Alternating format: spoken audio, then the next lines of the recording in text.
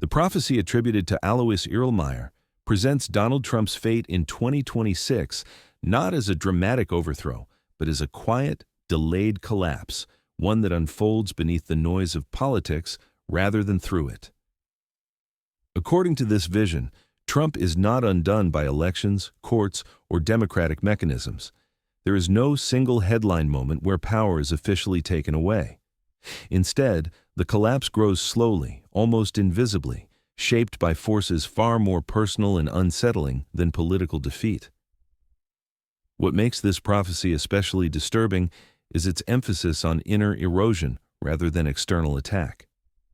Trump's fall is described as emerging from betrayal, abandonment, and isolation, particularly from those once closest to him. Allies withdraw, trusted voices fall silent, and loyalty evaporates at the moment it is most needed. The crowd may still exist, the attention may remain, but the protection is gone. Power lingers in appearance, yet emptiness replaces substance. This creates a collapse that is psychological and spiritual before it is political. Even more ominous, Irlmaier's vision suggests that what follows the fall is worse than the fall itself. The leader's unraveling becomes a spectacle, consumed by media and public emotion rather than justice or truth. Humiliation replaces accountability. The event fractures the nation further, accelerating distrust in institutions, media, and the very idea of fairness. Truth becomes negotiable, and fear quietly takes its place. In this framing, Trump is less a singular figure and more a symbol, representing division, defiance, and the illusion of control. His quiet collapse marks a turning point where systems no longer protect individuals, and the absence of meaning becomes more terrifying than open conflict. The prophecy warns that the deepest danger is not losing power, but discovering how hollow it was all along. Alois Irlmaier is introduced not as a scholar, mystic, or political thinker, but as a humble Bavarian well-digger, a man whose life gave no indication that he would become one of the most discussed prophetic figures of the 20th century. He lived simply in a small village in Germany, working with his hands and remaining largely unknown beyond his local community. His transformation began during World War I, when he reportedly survived a near-death experience that permanently altered his inner perception of reality. After this event, Irlmaier claimed that visions began appearing before him without warning. These were not dreams or symbolic impressions, but vivid scenes that unfolded like moving images, showing events that had not yet occurred. He described them as intrusive and burdensome rather than empowering. Irlmaier did not seek these visions, nor did he claim control over them. He believed they were given to him by God, a belief that filled him with responsibility rather than pride. What set Irlmaier apart from many modern prophetic figures was his deliberate avoidance of fame and profit. He never charged money for his insights and often refused to speak about his visions at all. He did not travel to promote himself, write books, or build a following. People came to him instead, drawn by word of mouth as reports spread that his warnings were uncannily accurate. Over time, several of his predictions appeared to align with real-world events, including post-war reconstruction, social unrest, and technological developments that were unimaginable at the time. As decades passed, skepticism gave way to unease. The credibility Irlmaier gained was not the result of self-promotion, but of patterns that seemed to repeat with disturbing precision. He insisted, however, that his purpose was never to impress or frighten. His visions, he said, were warnings meant to prepare humanity, not elevate the messenger. In this way, Irlmaier remained consistent to the end, an ordinary man carrying extraordinary burdens, convinced that truth mattered more than recognition. His visions were notable not for vague symbolism or poetic riddles, but for specific and concrete warnings that felt uncomfortably grounded in real-world events. Alois Irlmaier spoke of wars with clear geographic and social consequences, economic collapse that unfolded through gradual pressure rather than sudden catastrophe, and societies weakened from within long before open conflict erupted. These were not distant apocalyptic fantasies. They were detailed descriptions of how ordinary life would slowly unravel. One of the most striking elements of his visions was his reference to technological surveillance, long before such concepts were part of public imagination. Irlmaier described a future where people would be watched without realizing it, where information traveled invisibly through the air, and where control would be exercised not only through force, but through observation and manipulation. At the time, these ideas seemed impossible. Decades later, many began to associate them with television, satellites, digital networks, and mass data collection, tools that shape modern life quietly and persistently. Economic collapse in his visions did not arrive as a single dramatic crash, but as a slow suffocation. Trust in money eroded, systems that once felt reliable became unstable, and people sensed something was wrong long before they could explain it. Inflation, scarcity, and fear gradually replaced confidence, creating social tension that fed larger conflicts. Irlmaier emphasized that collapse begins in the mind before it appears on balance sheets.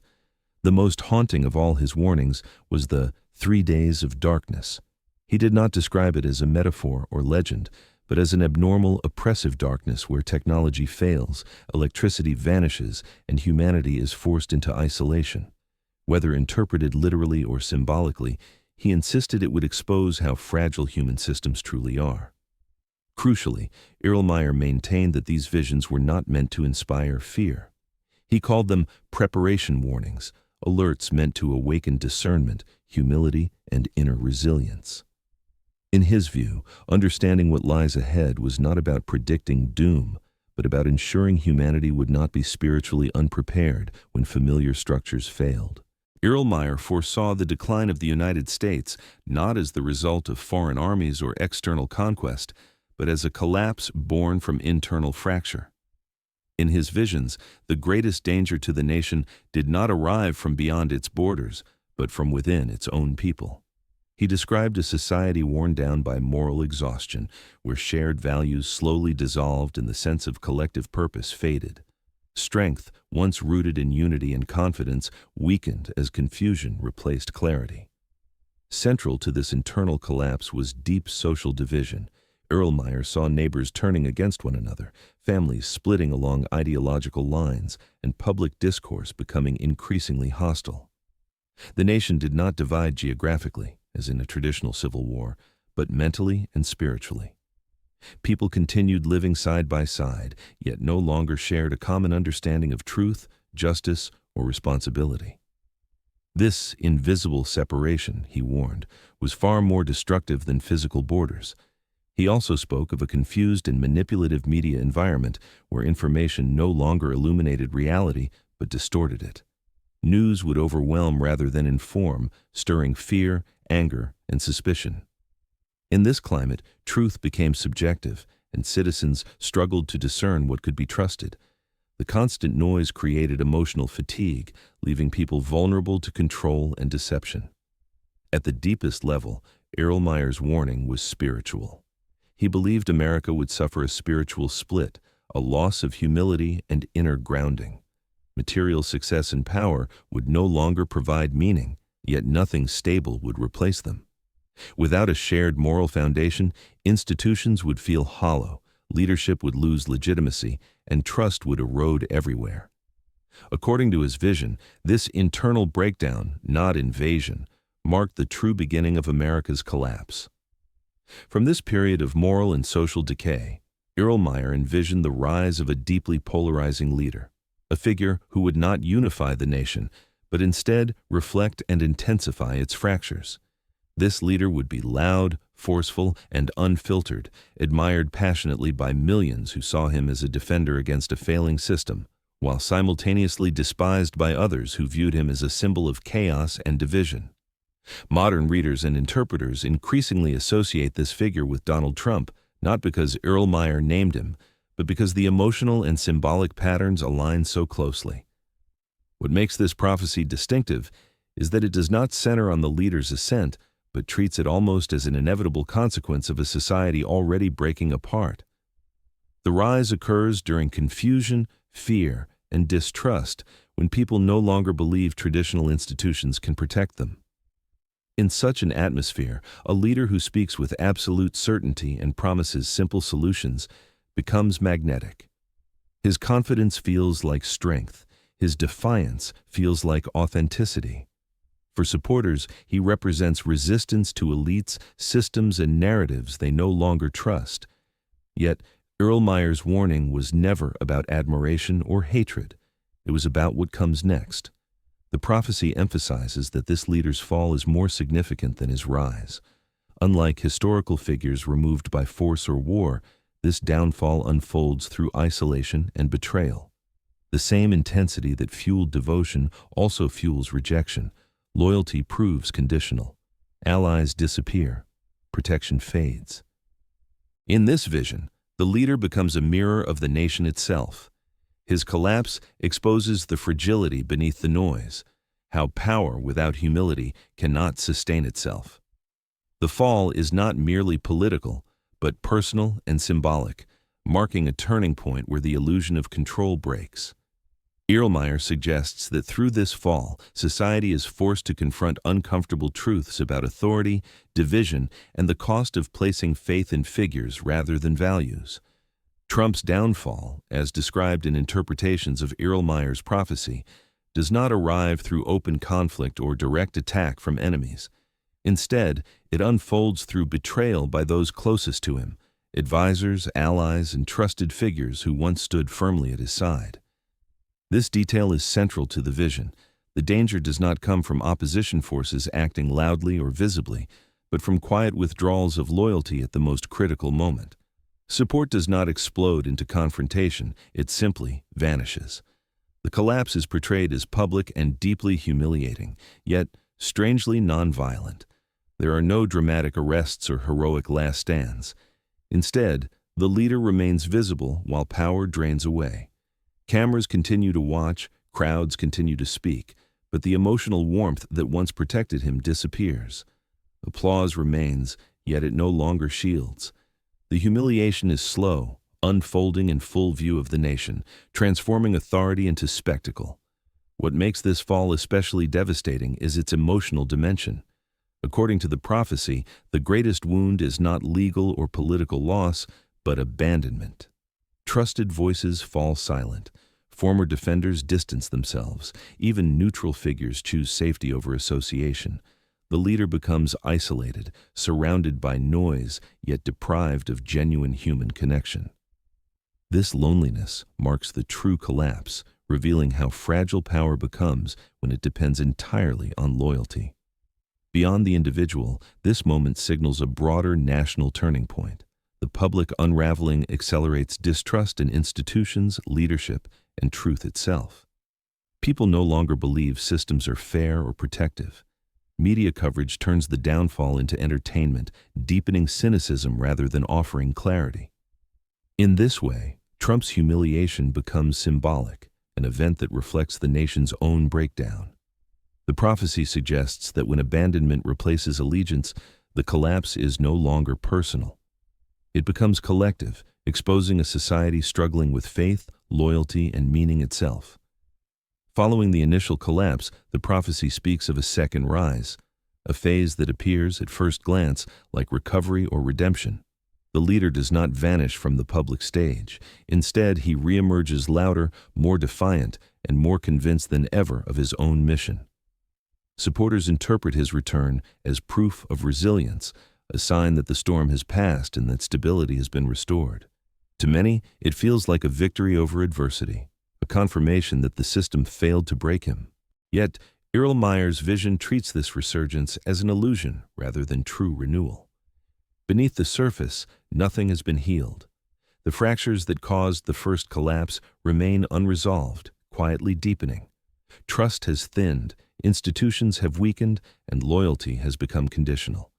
The leader's voice grows stronger, but the foundations beneath him are already compromised. What appears to be strength is, in fact, exposure. Many interpreters link this phase to 2026, not because of a fixed date in the prophecy, but because of recurring patterns. Irlmaier described a time when daily life seems normal, markets function, governments speak confidently, people continue their routines. Yet, an invisible pressure builds underneath. The system appears stable only because its breaking point has not yet been reached. This false calm is what makes the second rise so dangerous. During this period, resistance intensifies alongside devotion. Supporters harden their loyalty, while opponents become more entrenched. Dialogue disappears, replaced by confrontation and suspicion. Every word becomes a weapon, every silence a signal. The nation does not move toward unity. It fractures further. In Irlmaier's warning, this second rise is not about restoration, but final exposure, the last moment before hidden weaknesses give way. The prophecy suggests that when everything looks deceptively normal, collapse is already closest. The prophecy describes the nation entering an invisible civil war, one not fought with guns or armies, but with information, perception, and belief. In this conflict, words replace weapons, narratives replace strategy, and influence becomes more powerful than force. The battlefield exists everywhere, on screens, in conversations, and inside people's minds. Unlike traditional wars, there are no clear fronts or ceasefires, only constant psychological pressure. In this environment, truth becomes subjective. Facts lose authority as competing narratives battle for dominance. What one group accepts as reality, another dismisses as manipulation. Repetition replaces evidence, and emotion outweighs reason. As a result, people no longer seek understanding, they seek confirmation. This erosion of shared truth makes dialogue nearly impossible because conversation requires common ground that no longer exists. As trust collapses, institutions lose legitimacy. Media is seen as hostile or deceptive, courts feel political, and leadership appears self-serving rather than protective. Citizens begin to believe that no system operates fairly, leaving them emotionally exposed and defensive. Fear quietly takes the place of hope, shaping decisions, relationships, and identity. The prophecy emphasizes that this type of war fractures society more deeply than physical violence. Families divide, friendships dissolve, and communities turn inward. Silence becomes safer than honesty. Disagreement becomes hostility.